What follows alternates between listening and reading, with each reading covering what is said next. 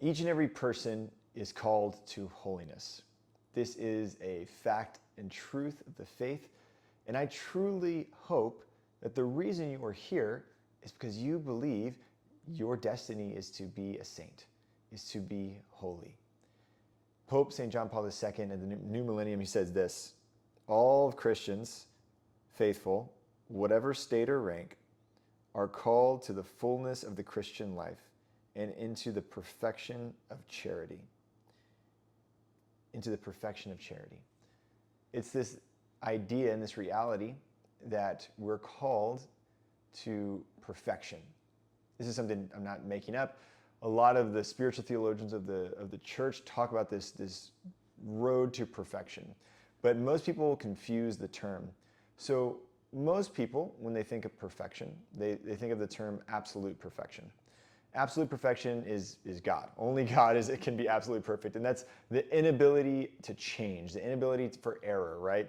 The absolutely perfect is a thing that is unending, unchanging, and that's only God.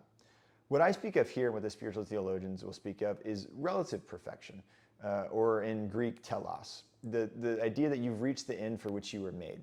So a chair is perfect if I can sit on it, right? It's a perfect chair. It's reached the end to which it was made. A gun is perfect if it shoots a bullet, right? It's a perfect gun. It reached the end to which it was made.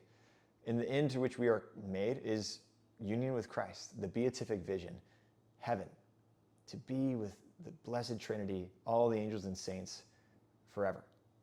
So that's the call of perfection. And in this life, Jesus challenges us in the Sermon on the Mount, Matthew 5:46. He says, be perfect as your heavenly Father is perfect. And in Luke, the Sermon on the Plain says, be merciful as your heavenly Father is merciful. There's a link here. Our perfection, this idea to reach the end for which you're made, requires mercy. It requires you to be merciful, to be compassionate, to love, to give, and to serve. What does St. Therese of Lisieux talk about was holiness, right? Holiness, says St. Therese of Lisieux, says, in the perfection, consists in doing his will and being what he wills us to be. So what does it mean to be holy, to be perfect? It's to do his will. To be holy is to be set apart. So we have this universal call to holiness, the universal call to be a saint. And I really hope that's why you're here. I hope that's why you're striving for self-mastery, for self-gift. It's because you're trying to be a saint. And you're recognizing that in some way there's something, in this physical reality, this physical world, or your body, that you haven't conquered yet. And so you want to continue to lean into grace, to conquer yourself, to give of yourself.